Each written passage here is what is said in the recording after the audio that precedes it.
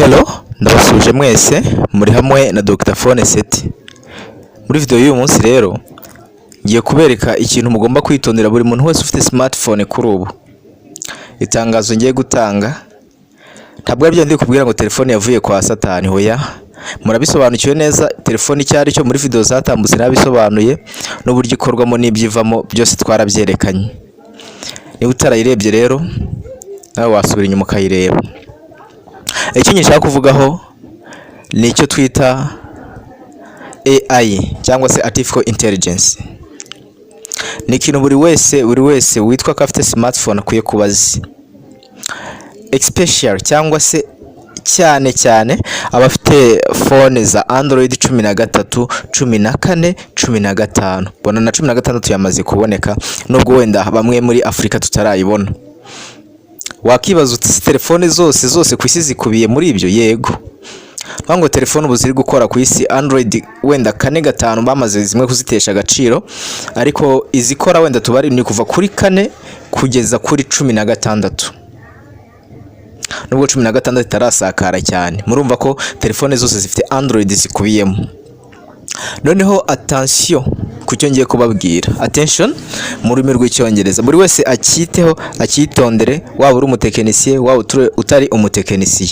Kandi nimbivuga abatekinisiye barabyumva cyane kurusha abandi bantu basanzwe. Ni ukuvuga ngo nkuko nari ntangiye mbabwira, telefone yose igira icyo bita Android version.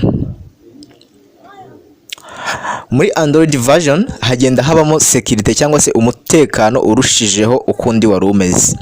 Ni ukuvuga ngo iyo witegereje neza Android 6, 7 ubwo kuzamura kugeza kuri 11 cyangwa se ku 10, security zabo ntabwo zikomeye cyane nko kuzamura uva ku 10 za ugenda kuri 16. Ariko aho niho nge nshaka ko twerekeza. Ese kubera iki iri tangazo ritanzwe muri aka kanya? Hari ikintu ugomba kwitaho ukakimenya ukakimenyera muri gahunda Google ifite. Muri gahunda yabo ikomeye ni ukongera umutekano wa online, ariko binyuriye kuri izi telefone dufite. Ruvuga ngo telefone ukimara kuva kuyigura nta security bifite, nubwo washyiramo password gusa ukarekeraho, nta mutekano iyo telefone bifite. Ahubwo ikenera icyo twita Google account cyangwa se email. Iyo imaze kugeramo rero hari features nazo ziha email security cyangwa se umutekano. Noneho iyo email nayo ikagaruka igaha telefone yawe umutekano. Aho rero nshaka twibande. Noneho nuvuga ngo niba uvuye kugura telefone Android yari yo yose, umaze kuyumva Android ni ubwoko bwa telefone. So ubwo iyo umaze kugura iyo telefone umaze gushyiramo Google account, iyo Google account yandikwa muri system hakoreshejwe icyo twita Google Play, bikandikwa muri system yuko nyiri telefone afite email wenda yitwa seti.phone@gmail.com, sibyo? Iyo email ifite password ye niyi. Telefone akoresha nimero niyi. Iyo niyo twita Google account. Noneho hari igihe kigera, aha ariho nshaka twerekeza ku mugambi, hari igihe kigera ukibagirwa password ya telefone. Mu busanzwe iyo wibagirwaga password, twebwe nk'abatekinisiye twagufashaga tukayiformatinga telefone nkuko twabiberetse, twangiza kuyiformatinga telefone yawe ibintu byose twayihanagura ikagaruka igakora neza. Ariko ubu ngubu ndagira ngo iri niryo tangazo buri wese yitonda kimara gushyiramo Google account muri telefone. Kuko mu mugambi wa Google n'abafatanyabikorwa bayo bifashishije AI Artificial Intelligence, bakongera bagafatanya na Gemini, bashyizeho security idasanzwe abatekinisiye muri kubireba. No kuvuga ngo telefone security ya mbere iri guhera aha, telefone ifite Android 10 bari kugenda by updating, ugasanga bayigize 13, 12 for free ku buntu. Kandi ubwo urumva bayongereye umutekano ku ruhande rumwe ni byiza. Noneho iyo update ni nako security yari kurushaho gukomera. Password no yibagirwa rero, uzazanye kuri tekinisiye, it's okay, nzagukorera password nyikuremo, ariko mpore nicyo bita FRP. Ahari umuhitondere. Mu busanzwe twahuraga niyo FRP nayo ndibuze kwisobanuraho, twahuraga nayo tukayikuramo dukoresheje intoki cyangwa se computer, dukoresheje software zabigenewe. Ariko muri update iri gutangira na 2025 nkuko twamaze kuyibonaho, bamwe bafite plan cyangwa se umugambi wo kurushaho kwikomeza ku buryo kizajya cyitwa ikidashoboka. Benshi twamaze kubibona aho telefoni iza yamara kuhagera wajya gukuramo iyo FRP bikagusaba ko ubanza ukayiflashinga ugakuramo file yayo yose, ukagura indi file online cyangwa se ukayikora ahandi hatandukanye, cyangwa se ugacloning indi phone noneho akaba ariyo ushyiramo. Buriya sinzi abatekinisiye nibo mwumvisha ukuntu habaye impinduka zikomeye, wenda basanzwe ushobora gudahita ubyumva, ariko kugira ngo ukore password bisigaye bigusaba ko waflashinga phone bitewe n'ubwoko bwayo. Mwitonde rero, reka manzi sobanure FRP. Ubundi FRP ni ijambo ry'igice FRP, none iyo turisobanura bivuga ngo Factory Reset Protection.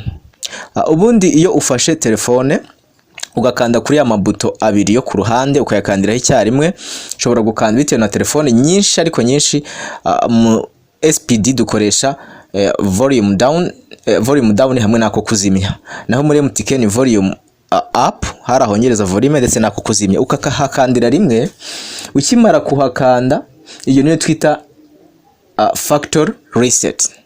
Factory reset ni ukuba waba wibagiye uko password ugakanda mabuto ukaza guformatinga telefone, ariko iformatinze mu buryo butandukanye butemewe. Uburyo bwemewe n'amategeko ni uburyo bwo kujya muri setting ukayiformatinga, aho nta verification yindi bakubaza batavuga ati uyu ni nyiri telefone.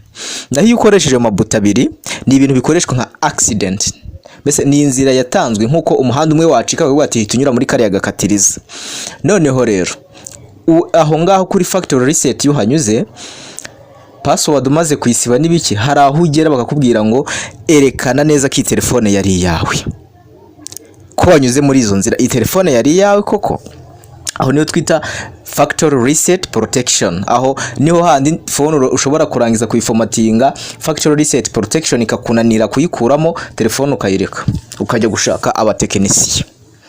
Noneho iyo factory reset mu mugambi bamaze kuyikomeza cyane ku buryo uhere kuri phone zimwe ndetse na pop 8, pop 7 nazo ubwazo zifite security. Wagera kuri za Infinix 40i, Infinix 40i n'ibindi n'izindi zitandukanye, bari kugenda barushaho kuzongera umutekano kugira ngo factory reset igikorwa ariko umuntu ari uko azi email ye, niyo ni Google account na password. None itangazo ry'uyu munsi ryerekeje kuki? Ubwo umaze gusobanukirwa FRP n'ikikora, ndagira ngo ndase ku mugambi. Ukimara kugura phone, ukimara gushyiramo Google account, ujye ushaka agapapuro wandike email cyangwa se Google account ufunguye, uyandike neza ntiwibeshye, ahari inyuguti nto hashyira inyuguti ntoya, nurangiza wandike na password yayo. Password ya Google account itandukanye na password ya telefone. Nurangiza iyo email yawe wayihaye security, tuzabereka uko uyiha security ihagije. Nurangiza ubike na nimero ya telefone wandikiyeho iyo email yawe, ubibike kure kugira ngo next time niwagirwa password uzajye ku mutekinisiye mubwira ati password nayibagiwe, ariko nguru n'urupapuro ruriho email yanjye, Google account na password yayo na nimero nakoresheje ya telefone ngiyi nayo nayizanye. Mu minsi iri imbere umuntu uzaba udafite ibyo bintu telefone ye izajya inanirana, ishoboka ari uko ibanje gukorerwa flashing rero burya phone yawe iba yahindutse, abatekinisiye murabizi.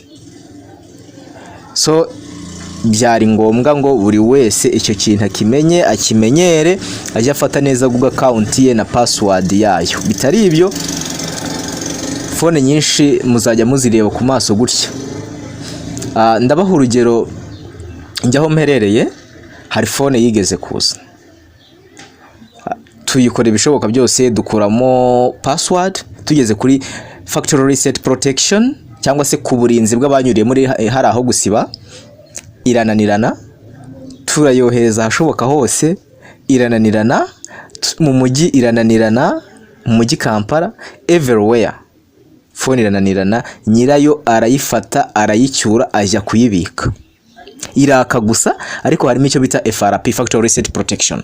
Murumva ko umutekano uri gukazwa, kandi usomye muri database zabo bakwereka ko iyo ariyo gahunda bari gukora cyane cyane, fone nyinshi byatangiye ariko bakatwereka ko birarushaho kugenda bikaza umurego kuruta uko bimeze. Noneho rero iyi niyo yari itangazo ry'uyu munsi, ubizirikane ubyiteho. Ugize ikibazo watwandikira cyangwa se ukaduhamagara kuri agateranyo 256 39 47 31 801. Watwandikira kuri WhatsApp